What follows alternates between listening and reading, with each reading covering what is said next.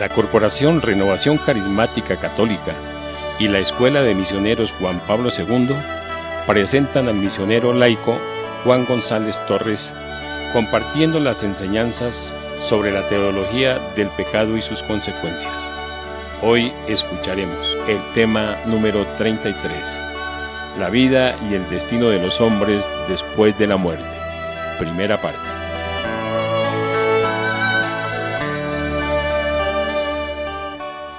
Queridos hermanos y hermanas en la fe de nuestro Señor Jesucristo, el Hijo eterno de Dios, verdadero Dios y verdadero hombre, el Salvador de todo el género humano. Jesús es nuestro Señor, nuestro Redentor, nuestro Liberador, nuestro único Salvador.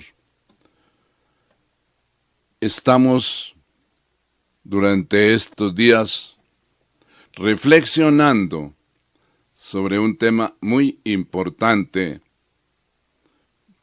para nuestra vida cristiana, para renovar la fe, para renovar nuestros criterios en materia de fe y de moral, en materia de fe y de verdad, para nuestra salvación.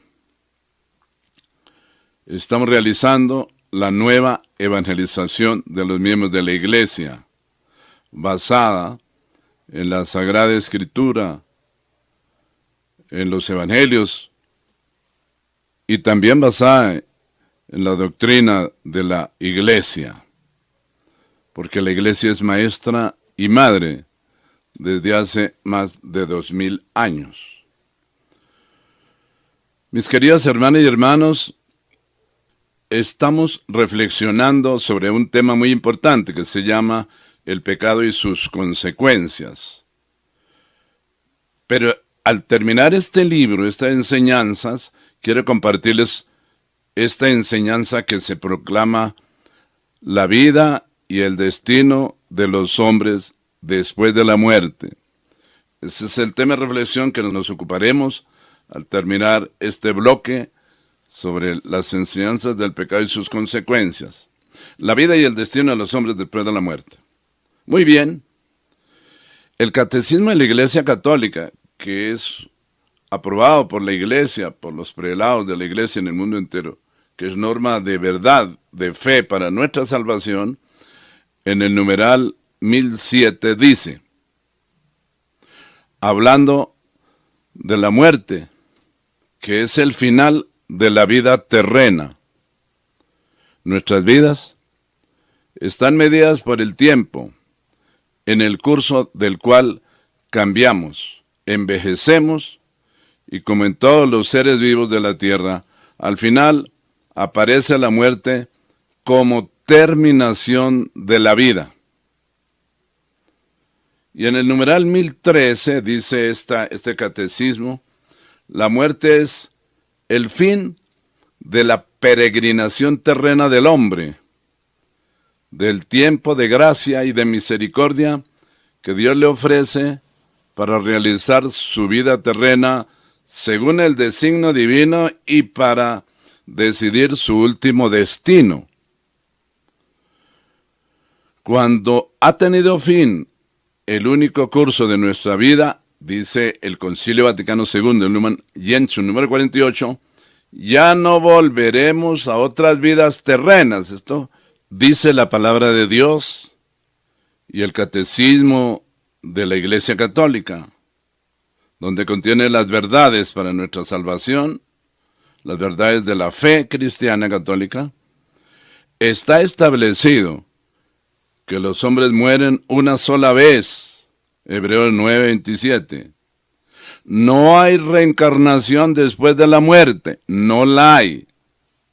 Quienes hablan de la reencarnación son personas que no conocen la Escritura, que no conocen a Dios, a Jesucristo, al Espíritu Santo, que no conocen el Evangelio, que no conocen el plan que Dios ha propuesto para la salvación de los hombres.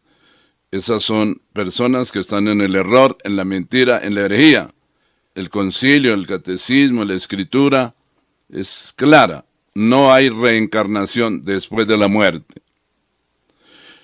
Y sigue hablándonos el catecismo, el recuerdo de nuestra mortalidad sirve también para hacernos pensar que no contamos más que con un tiempo limitado para llevar a término nuestra vida. Por eso, el libro del Eclesiástico, capítulo 12, verso del 1 al 7, dice así: acuérdate de tu Creador en tus días mozos, mientras no vuelva el polvo a la tierra a lo que era, y el espíritu vuelva a Dios, que es quien lo dio. Queridos hermanos, en la muerte, Dios llama al hombre hacia sí. Así lo dice la palabra de Dios. Y así lo dice la doctrina del magisterio de la Iglesia. Por eso el cristiano puede experimentar hacia la muerte un deseo semejante al de San Pablo. Filipenses 1:23. San Pablo decía: deseo partir y estar con Cristo, por un lado. Pero por otro lado quisiera quedarme otro poco con ustedes para seguir anunciándoles el mensaje de salvación. Desea partir y estar con Cristo, decía San Pablo, y puede transformar su propia muerte en un acto de obediencia y de amor hacia el Padre, a ejemplo de Cristo, que antes de morir, Jesús gritó con fuerza y dijo: Padre, en tus manos encomiendo mi espíritu. Y al decir esto, murió. Palabra de Dios, te alabamos, Señor. San Ignacio de Antioquía decía estas palabras: mi deseo terreno ha desaparecido. Hay en mí agua viva que murmura y me dice dentro de mí: ven al Padre, ven al Padre. Y Santa Teresa de Jesús dijo: yo quiero ver a Dios, y para verlo es necesario morir. Yo no muero, dijo Santa Teresita, entro en la vida. Y continúa hablando el Catecismo de la Iglesia Católica en el numeral 1012. La vida de los que en ti creemos, Señor, no termina, se transforma, y al deshacerse nuestra morada terrenal, adquirimos una mansión eterna en el cielo. Esto es lo que dice el prefacio de los difuntos, y también el Catecismo de la Iglesia Católica. Para resucitar con Cristo es necesario morir con Cristo. Es necesario dejar este cuerpo, que es la morada cerca del Señor, como dice San Pablo en 2 Corintios 5:8. Y esta partida, y dice San Pablo en Filipenses 2:23, que es la muerte. En esta partida, que es la muerte, el alma se separa del cuerpo, se reunirá con su cuerpo el día de la resurrección de los muertos, al fin del mundo. Porque Jesucristo nos anunció esta verdad sobre la resurrección de los muertos. En el Evangelio de San Juan, capítulo 5, verso 28 al 29, dice así Jesús: no se admiren de esto, porque va a llegar la hora en que todos los muertos su voz, esto es el fin del mundo, y saldrán de las tumbas, o sea, resucitarán. Los que hicieron el bien resucitarán para tener vida, pero los que hicieron el mal resucitarán para ser condenados. Por eso el credo en nuestra Iglesia Católica es: creo en la resurrección de los muertos. La muerte es también ir a reunirnos en el cielo con los nuestros. Esto lo dijo Jacob, este siervo de Dios en el Antiguo Testamento. Antes de morir, le da un encargo a su familia. y les dice estas palabras. Luego les dio este encargo: yo voy a reunirme con los míos. Sepultadme junto a mis padres en la cueva que está en el campo de Efrón, en Hitita, en la cueva que está en el campo de Macpelá, enfrente de Mambré, en el país de Canaán, en el campo que compró Abraham a Efrón el Hitita como propiedad sepulcral. Allí sepultaron a Abraham y a su mujer Sara. Allí sepultaron a Isaac y a su mujer Rebeca, y allí sepulté yo a Lía. Dicho campo y la cueva que en él hay fueron adquiridos de los hititas. Y en sabiendo acabado Jacob de hacer encargos a sus hijos, recogió sus piernas en el lecho, expiró y se reunió con los suyos. Palabra de Dios, te alabamos, Señor. Frente a la muerte, queridos hermanos, el enigma de la condición humana alcanza su cumbre, dice el Concilio Vaticano II en Gaudium et Spes número 18. En un sentido, la muerte corporal es natural, pero por la fe sabemos que realmente es el salario del pecado, como dice Romanos 6:23, o Génesis 2:17, polvo eres y en polvo te has de convertir. Queridos hermanos y hermanas, en la fe de Jesucristo nuestro Señor, hay 3 lugares para las personas después de la muerte, de acuerdo a la vida que han llevado aquí en este mundo. Primero, el cielo, que es un lugar, como dice Jesús, un lugar y un estado, dice la iglesia. Jesús nos proclama la salvación. Jesús dice que cumplida la misión aquí en el mundo, nos lleva para el cielo. Evangelio de San Juan, capítulo 14, verso 1 al 3. Así dice Jesús: no se angustien ustedes, confíen en Dios y confíen también en mí. En la casa de mi Padre hay muchos lugares donde vivir. Si no fuera así, yo no les hubiera dicho que voy a prepararles un lugar. Y después de irme y de prepararles un lugar, vendré otra vez para llevarlos conmigo para que estén en el mismo lugar donde yo voy a estar. Ustedes saben el camino que lleva a donde yo voy a estar. Y Jesús, más adelante, dice en Juan 14:6, yo soy el camino, la verdad y la vida, solamente por mí se puede llegar al cielo, se puede llegar al Padre. Esto es pues el cielo, el premio de los bienaventurados, el premio de las personas que vivieron como hijas de Dios, como hijos de Dios, como verdaderos y auténticos cristianos, que cumplieron la vocación para la cual Dios los creó, y la misión que Dios les encomendó a cada uno que cumpliera aquí en el mundo. Pero hay un segundo lugar, el purgatorio. El purgatorio es una realidad. Hay muchos hermanos quizás separados de la Iglesia Católica que niegan esta verdad. No, Jesús lo proclamó en el Evangelio de San Mateo, capítulo 12, verso 31 al 32. Dice Jesús: por eso yo les digo, se perdonará a los hombres cualquier pecado y cualquier palabra escandalosa que hayan dicho contra Dios, pero las calumnias contra el Espíritu Santo no tendrán perdón. El que insulte al Hijo del Hombre podrá ser perdonado. En cambio, el que insulte al Espíritu Santo no será perdonado, dice Jesús, ni en este mundo, ni en el otro, en el purgatorio. Hay un lugar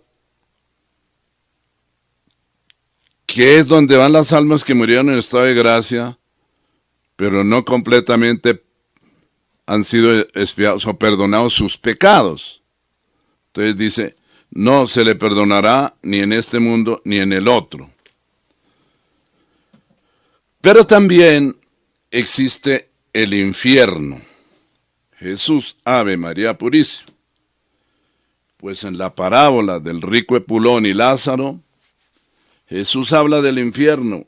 Lucas 16:23 dice que cuando murió Epulón, uno que era rico pero no quiso compartir su pan con los pobres necesitados, murió Epulón, dice Lucas 16:23, y dice, estando en el infierno, en medio de tormentos, allá estaba vivo Epulón, el alma de Epulón. El rico levanta los ojos y ve de lejos a Abraham y a Lázaro cerca de él. Entonces grita, Padre Abraham, ten piedad de mí, y manda a Lázaro que se moje la punta de un dedo para que me refresque la lengua, porque estas llamas me atormentan. Ese es el infierno. Pero si profundizamos un poquito más en el Evangelio de San Lucas, capítulo 16, verso 19 al 31, encontramos lo siguiente. Primero, dos clases de hombres, o sea, el rico Epulón, y segundo, el pobre Lázaro. Pero también en el contenido de este evangelio encontramos dos clases de vida. La vida del rico, que no se convirtió a Dios, no se convirtió a Jesucristo, que no compartió el pan con los pobres, y la vida del pobre Lázaro. Pero también en tercer lugar, hay dos lugares de destino definitivos, pues según este evangelio de San Lucas, el cielo y el infierno. ¿Cuál era la vida del rico Epulón? No se preocupaba más que por amasar dinero. Vivía una vida llena de placeres. Solamente se preocupaba de comer, vestir y dormir. Hacía grandes fiestas y banquetes. Era el hombre poderoso del pueblo. No compartió el pan con sus hermanos menesterosos. No se quiso convertir a Dios. No se convirtió a Jesucristo, a su evangelio.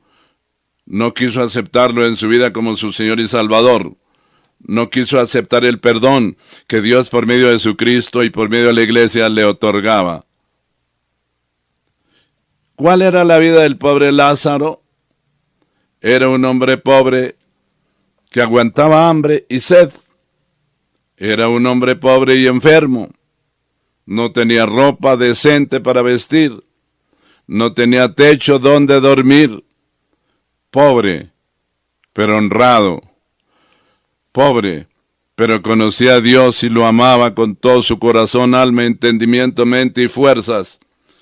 Pobre, pero cumplía los mandamientos de la ley de Dios. Pobre, pero un hombre de oración. Pobre, pero leía la palabra de Dios diariamente.